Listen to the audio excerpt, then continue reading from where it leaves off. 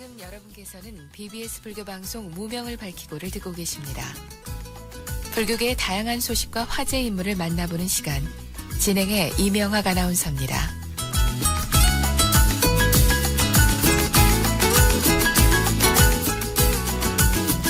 일상생활에서도 쉽게 접할 수 있는 다양한 수행과 명상법들 알려드리고 우리 또 청취자분들의 궁금증도 함께 풀어드리는 시간이죠. 지금은 수행시대 시간입니다. 매주 금요일 이 시간 여러분들께 또 책 선물도 전해드리고 있는데요. 수행에 대한 궁금증 또 평소에 하시는 수행담도 좋습니다. 자세한 답변과 설명도 함께 또 추첨 통해서 묘원법사님의 위파사나 수행 잠언집 책이죠. 집착할 것이 없어 행복하다 책도 보내드리겠습니다. 단문 50원, 장문 100원의 정보 이용료 부과되는 샵 2842 휴대전화 문자 메시지로 많은 참여 다시 한번 부탁드립니다. 자, 오늘도 쉽고 바른 수행과 명상법 알려주시기 위해서 사단법인 상좌불교 한국명상원 원장이신 묘원법사님 모셨습니다. 안녕하십니까, 법사님. 네, 안녕하세요. 네. 저희가 전반부에는 여러분들의 직접 문자메시지 사연 보내드린 거 소개도 드리고 답변도 전해드리고 있는데 오늘도 좀 몇 가지 사연들 소개해드리고 또 본 내용으로 들어가도록 하겠습니다. 먼저 오늘 첫 번째 사연은 4567번님이 보내주신 내용인데요. 묘원법사님, 수행을 함에 있어서 스승이 있으면 좋다라는 말씀 해주셨는데요. 좋은 스승을 만나는 것도 아주 큰 인연인 것 같습니다. 좋은 스승을 선택하는 것도 중요하다고 생각을 하고 있는데 어떻습니까? 라고 보내주셨습니다. 네, 수행은 정신세계에 관한 것이라서 서로 비교되지 않는 특성이 있습니다. 그래서 수행이 뭐가 좋은지 알 수가 없어요. 네. 어떤 스승이 훌륭한지. 그래서 수행을 잘못 이해하면 내가 하는 수행이 최고고 또 내가 최고라는 생각에 빠질 수 있습니다. 아, 예. 이것이 바람직하지는 않지만 현실적인 측면에서 보면 이런 게 불가피해요. 네. 아직 우리는 완성된 사람이 아니잖아요. 그래서 자기가 하는 수행이 절대적이라는 믿음이 없으면은 노력을 하지 않게 돼요. 그래서 내가 하는 수행이 무엇이든지 최고라고 생각하고 해야 되는 필요 악으로서의 문제들이 있어요. 하하, 예. 그래서 수행은 반드시 스승에게서 배워야 하는데 어떤 스승을 만나느냐 하는 것이 이처럼 쉽지가 않습니다. 네.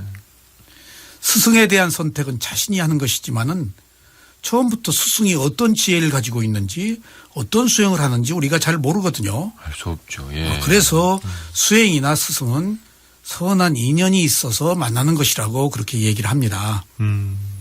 스승의 선택은 매우 중요합니다. 부처님 당시만 하더라도 부처님 말씀만 있는 게 아니었거든요. 네. 외도라고 그래서 6가지 다른 그 자인화교라든가 다른 수행들이 있었다고요. 네네. 그러면 부처님 당시에 우리가 태어났다 하더라도 한 동네에 살았다고 하더라도 우리가 부처님의 제자가 되리라는 법 없어요. 하긴요. 네. 예. 아니 2000년 전에 예수님하고 한 마을에 살았다고 그래서 예수님 12제자 외에 13제자 내가 될 수 있다는 보장 없잖아요. 네. 이런 것들을 돌이켜보면 우리가 인연이라고 말할 수 있겠어요. 그래서 중요한 것은 우리가 없는 인연을 만들 수는 없는 것이기 때문에 일단 자기가 어떤 스승이나 만났으면은 열심히 배우고 가르침을 따르다가 보면은 나중에 자기 기준이 생기고 판단이 생겨요. 그러면 그때 자기가 또 다른 수행을 선택할 수도 있습니다. 그러니까 스승의 허물을 보지 말고 네. 무조건 믿고 먼저 따르십시오. 그러면 적어도 스승이 가진 수준의 지혜 단계에 도달할 수가 있을 겁니다. 네. 자, 다음 또 사연도 하나 더 소개해드리겠습니다. 2421번님이 보내주셨는데요. 이분께서는 평상시에 십념처 수행을 하고 계시대요.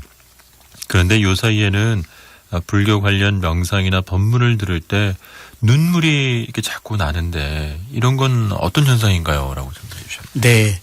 마음을 알아차리는 수행을 하면은 그것이 대상을 알고 있는 그 마음을 보는 거거든요.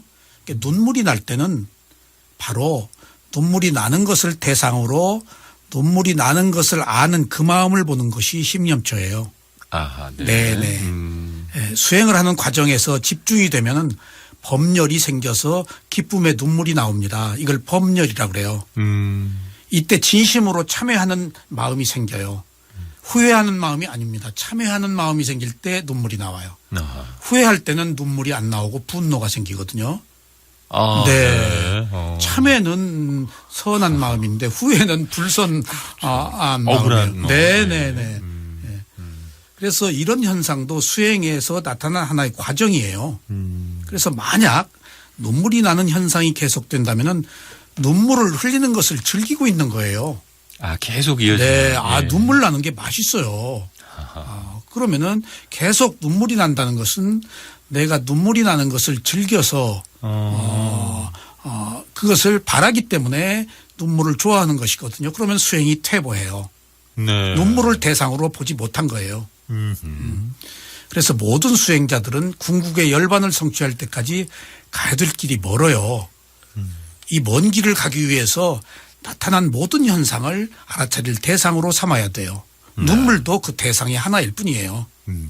그래서 지혜가 성숙되어서 마지막에 무상고 무아의 법을 보아 사성제의 진리를 완성할 수 있을 때까지 그냥 다 대상으로 삼아야 돼요.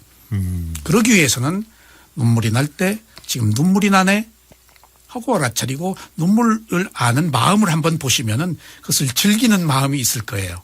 네. 네. 그래야 더 높은 단계의 지혜를 향해서 갈 수가 있을 거예요. 울 때 우는 것을 알아차리지 못하면 우는 것을 즐겨요. 네. 그러면 우는 것이 마음의 정화작용이기 때문에 깨끗한 즐거움을 주거든요. 여자의 눈물은 페르몬이라는 물질이 있어서 남자의 동공을 열리게 한다고 그래요. 네. 여자의 눈물 앞에 약하잖아요. 네. 남자의 땀 냄새가 또 페로몬이 있어서 이성에게 마취를 시킨대요. 큐피트의 화살처럼.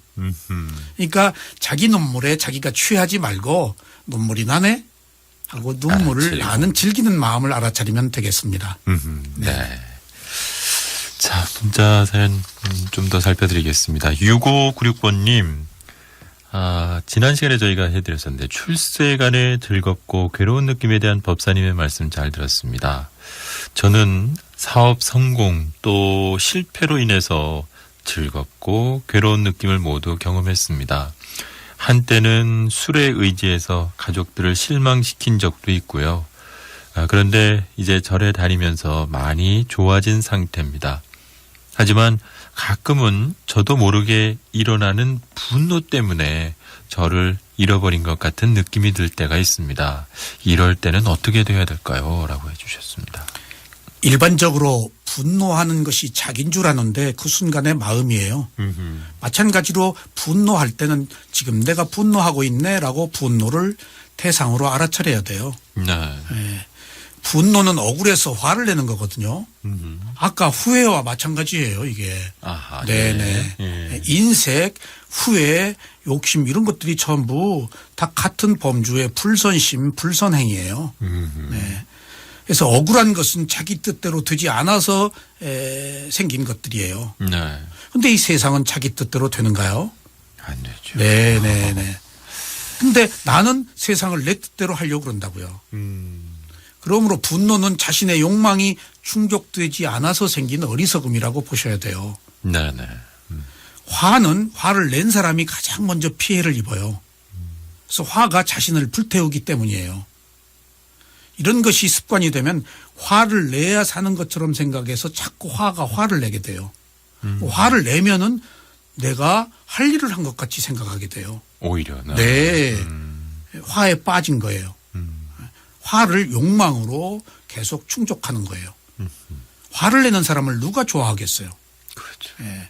화를 낼 때는 사물을 바르게 판단할 수가 없어서 결국은 나쁜 과보를 받기 마련이에요. 중요한 것은 화는 화를 먹고 더 커져요. 네. 그래서 작은 화가 나중에는 큰 불길로 번집니다.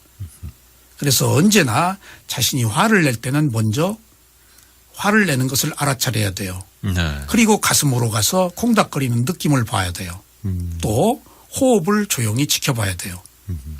중요한 것은 화를 내지 않으려고 해서는 안 돼요. 오히려 더 화가 네. 날 수 있죠. 예. 화를 내지 않으려고 그러는데 화는 낼 수밖에 없잖아요. 네. 화가 더 나요. 네, 수행도 수행이 잘 안 되는 것을 알면은 수행을 하는데 잘 하려고만 하면은 수행이 안 되니까 화를 팍 내고 일어서요. 내가 좀 하려고 그러는데 안 되네. 아하. 네, 다 여기는 자아가 있기 때문이에요. 그 화를 내는 것도 내가 화내는 거 아니에요. 그 순간의 조건이 욕망이 충족되지 않아서 그냥 낼 뿐이에요. 그래서 화가 일어나면은 화를 대상으로 알아차리는 것이 가장 현명한 대응 방법이에요. 이거 이상 다른 거 없어요. 네. 그래서 화는 자신의 욕망 때문에 일어나는 것이라고 먼저 알아야 돼요.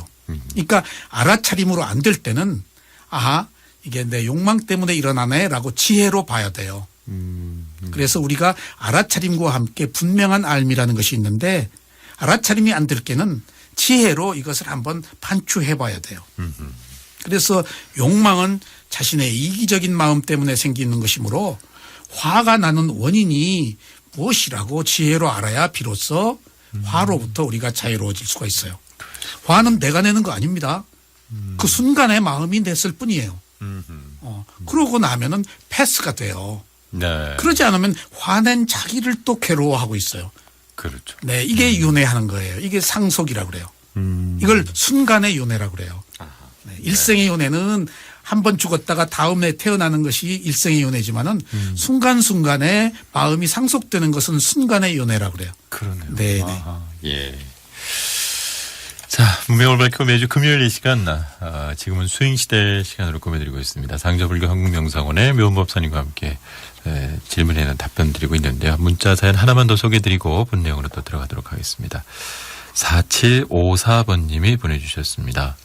묘원법사님, 저는 작년에 아내를 잃었습니다. 건강했는데 사고로 아내를 잃고 나니 세상을 저버리고 싶은 생각마저 들었습니다. 1년이라는 시간이 지나 조금은 나아지기는 했지만은 허전하고 안타까운 마음을 달랠 수가 없습니다. 수행으로 극복해낼 수 있을지요? 라고 질문해 주셨습니다. 네, 그 아내와 헤어진 뒤에 얼마나 상심하고 계십니까? 삼가 위로의 말씀을 드립니다. 아내와 헤어진 것은 부부의 인연이 그것밖에 되지 않아서 그런 거예요. 100년 해로하면 얼마나 좋겠어요. 근데 우리들은 전생에 쌓은 업들이 있잖아요. 네. 그래서 만나고 헤어지는 것은 업의 과보로 생각하시고 지혜로 극복하십시오. 네. 새로운 것도 맞이해야 하지만은 중요한 것은 떠나보내는 것도 아름답게 보내는 것이 중요합니다. 우리가 이걸 인연이라고 그러는데 인연에는 양과 질이 있어요. 짧게 만났어도 깊은 인연이 있고 길게 만났어도 깊지 않은 인연이 있습니다. 네. 그런데 부부나 가족의 인연은 짧더라도 매우 깊은 인연으로 만난 사이예요. 그래서 상처가 클 수밖에 없어요. 그래서 가족 간의 문제가 그렇게 괴로운 겁니다. 깊은 과거의 인연으로부터 비롯되었기 때문이에요. 네. 하지만 죽음은 누구에게나 오는 것입니다. 다만 늦고 빠르고의 문제가 있을 뿐이에요. 그런데 어떻게 죽은 자를 고이 떠나보낼 수 있을까요? 죽은 자를 고이 떠나보내는 것은 죽은 자를 아름답게 보내고 내가 괴로워하지 않는 것입니다. 이것이 죽은 자에 대한 산자의 최소한의 예의예요. 네. 죽은 자를 계속 그리워하고 괴로워한다면은 과연 죽은 자가 사랑하는 남편에게 그 마음을 예를 들어서 그 마음이 전해졌다라고 그러면 편하겠습니까? 나 때문에 살아있는 남편이 이렇게 괴롭다고 한다면은 죽은 자를 더 슬프고 괴롭게 하는 것입니다. 네. 예를 들어서 우리가 자식을 키울 때 성공한 자식이 부모에게 효도하기를 바라기도 하겠지만은 자기 앞날을 개척하는 것을 더 자랑스럽게 여겨야 되지 않겠어요? 그렇죠. 네. 잘 키웠는데 그냥 어머니 아버지의 치맛자라 게 매달려서 자기 갈 길을 못 간다면은 그것이 진정한 효도라고 볼 수 없지 않겠어요? 네. 그런 것처럼 우리가 떠나간 자에게 최고의 예우는 떠나간 자를 아름답게 기억하고 그걸로 인해서 괴로워하지 않는 것입니다. 이게 산자가 할 수 있는 유일한 길입니다. 그러면 수행을 해서 부인이 생각날 때는 지금 부인이 생각나네 라고 그 마음을 알아차린 뒤에 일어나고 꺼진 호흡을 알아차리면 고요함이 옵니다. 그러면 돌아가신 사모님이 가장 기뻐할 것입니다. 네. 네네. 자, 이렇게 해서 여러분들 두 분 사연 소개를 드렸고요. 이제는 이제 본 내용 좀 들어가도록 하겠습니다. 이제 지난 시간까지도 저희가 쭉 살펴봤었지만 대념 적용의 느낌을 알아보는 수행으로 들어가 보도록 하겠습니다. 지금까지 쭉 이제 세간의 느낌 또 출세간의 느낌에 대해서 살펴보고 있는데 지난 시간까지는 이제 출세간의 즐거운 느낌 또 출세간의 괴로운 느낌에 대해서 설명을 주셨습니다. 오늘 이제 그 끝으로 출세간의 즐겁지도 괴롭지도 않은 느낌 어떤 것이고 어떤 경우에 이런 것이 일어나는지 좀 살펴주시죠. 네네. 조금 어려워서 죄송합니다. 세간에 즐겁지도 괴롭지도 않은 느낌은 말씀드린 것처럼 네. 알아차림이 없어서 무지한 상태의 느낌입니다. 그러나 출세간에 즐겁지도 괴롭지도 않은 느낌은 알아차림이 있는 느낌이라서 이게 고요함으로 와요. 네. 이런 상태를 출세간의 중립적인 느낌이라고 그래요. 이때는 지혜가 성숙되어서 크게 노력하지 않아도 고요하고 평온한 상태가 됩니다. 네. 그러니까 망상이 들어오고 통증이 들어오고 온갖 번뇌로 괴로운 것이 수행의 과정인데 네. 이때가 되어야 출세간에 즐겁지도 괴롭지도 않은 중립적인 느낌이 되어야 비로소 평등과 고요함이 와요. 네. 그러니까 이 상태는 상당히 수행이 발전되었을 때 오는 과정입니다. 그래서 우리가 말하는 평등이라거나 평정이라고 할 때의 느낌이 바로 지금 여기서 말하는 출세간에 즐겁지도 괴롭지도 않은 느낌입니다.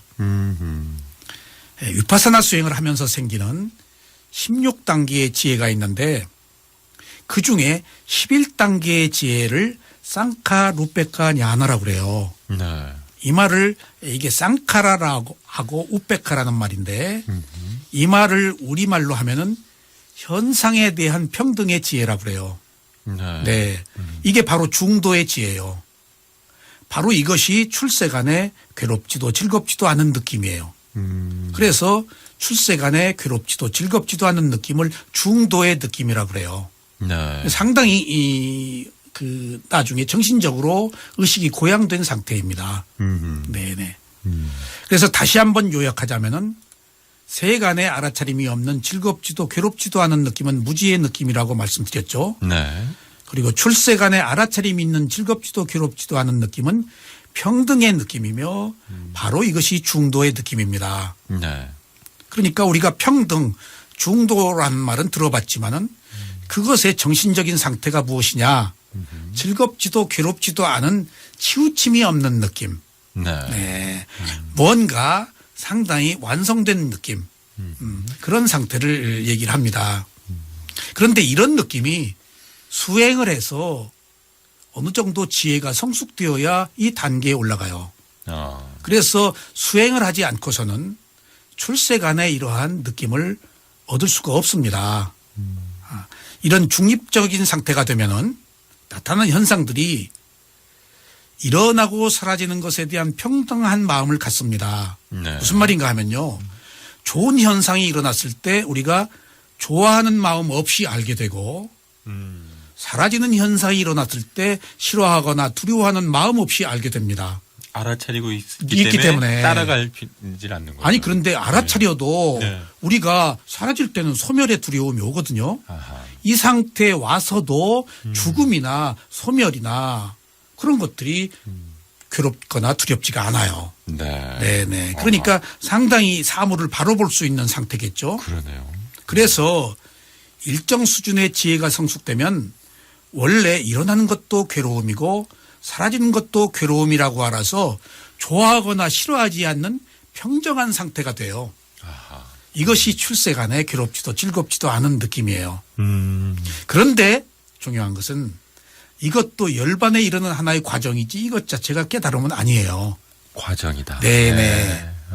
왜냐하면은 즐겁지도 괴롭지도 않은 상태에서 균형된 감각을 가질 때 비로소 무상고무화의 법의 성품이 보이기 시작해요. 온전하게. 그러니까 11단계의 지혜에서 더 높은 지혜의 단계로 가기 위해서 거쳐야 될 하나의 출세간의 과정이라고 보셔야 되겠어요. 네. 네네. 그렇습니다. 이것 역시 또 하나의 과정이다라는 말씀 전해주셨습니다.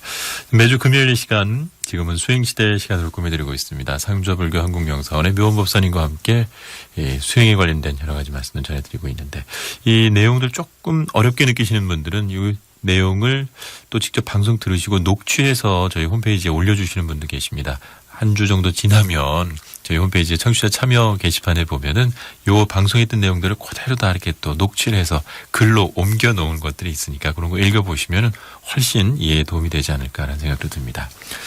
자, 지금 이제 출세간에 즐겁지도 괴롭지도 않은 느낌이 평등한 느낌이고 또 다른 말로는 좀 전에 말씀하신 그 중도의 느낌이다라는 말씀 전해주셨는데 바로 이 단계가 아직 열반은 아니지만 열반에 가까이 간 어떤 정신적인 지혜를 말하는 것이 아닌가 싶은데 그렇다면 그 느낌과 어떤 그 지혜라는 것은 어떤 관계인지 그런 부분도 좀 짚어주시죠. 네네.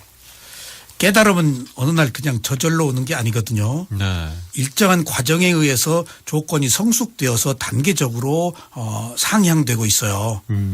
수행을 시작해서 1단계는 정신과 물질을 구별하는 지혜로 시작해요. 네. 몸과 마음을 분리해서 봐야 돼요. 하나로 보면 안 돼요. 그리고 오늘 말씀드린 11단계에 가면은 현상에 대한 평등의 지혜에 이르게 돼요. 네. 여기까지 오는 것이 열반에 이르는 과정이에요. 그리고 2단계를 거쳐서 14단계에 이르면은 바로 도의 지혜고 15단계가 과의 지혜예요. 이 14단계와 15단계의 두 가지 과정을 합쳐서 우리가 도과라고 하는 열반이라고 말해요. 예. 그러니까 11단계를 터닝 포인트로 이제 본격적으로 열반에 들어가는 준비 과정이 성숙돼요. 네. 이게 바로 출세간의 즐겁지도 괴롭지도 않은 중도적 상태예요. 그리고 16단계에 가면은 열반에서 깨어나와서 회광반조라고 해서 사물을 의식하는 그리고 관조하는 단계에 와요. 도과의 상태에서는 의식이 끊어져서 지각이 없거든요. 필름이 끊어져요. 네. 그리고 이제 회광반조 16단계에 와서 안다고요. 그런데 도과는 열반의 상태는 누구도 들어갈 수가 없다고 말하는 이유가 부처님도 열반의 상태에서는 열반에 들어있는지를 모르세요. 나와서 아세요. 그게 열반의 특수성이에요. 네. 네, 조금 어려운 얘기입니다만은 그래서 정신세계에서 말하기를 노력하면은 누구나 평등의 지혜까지 갈 수 있다 그러거든요. 네. 그런데 열반으로 가기 위해서는 노력으로 안 된다 그래요. 예, 그러니까 즐겁지도 괴롭지도 않은 느낌까지는 노력으로 된다 그래요. 11단계까지는. 네네. 예. 근데 도과는 안 된다. 왜냐하면 바람일 공덕이 없으면 안 된다 그래요. 네네. 네. 선업이 공덕이 있어야 노력을 뛰어넘는 아무리 혼심의 노력을 다해도 노력을 뛰어넘는 네. 어떤 큰 힘이 작용하지 않으면 안 된다. 그 예가 부처님이에요. 부처님이 무수한 생애 동안에 바람일 공덕을 쌓은 과보로 네. 보살행으로 되셨거든요. 네. 그러니까 우리가 즐겁지도 괴롭지도 않은 느낌의 상태까지 가는 것은 노력이고 그 이후에 열반을 향해서는 공덕을 쌓아야 되기 때문에 열심히 선업의 공덕을 쌓으십시오. 네. 그리고 느낌과 지혜에 관한 것인데 예. 우리가 오온을 가지고 살고 있거든요. 네. 오온이 함께 작용을 해서 우리가 알고 있는 거예요. 그래서 느낌도 오온 안에서 일어나는 것이고 지혜도 오온 안에 일어나는 것이기 때문에 지혜와 느낌은 같아요. 네. 그러니까 지혜나 느낌이나 오온 안에서 함께 일어나는 것이기 때문에 느낌도 지혜도 다 같은 뜻이라고 보시면 되겠어요. 그래서 느낌으로 보느냐 지혜로 보느냐 하는 시각의 차이일 뿐이지 마음은 같습니다. 예. 네. 자, 지금 수행시대 오늘도 말씀 나누다 보니까 더 시간이 많이 돼서 아쉽지만 여기서 마무리하고 다음 주 금요일을 또 기약을 해야 될 것 같습니다. 묘원법사님 오늘도 이렇게 귀한 가르침 감사합니다. 네, 감사합니다.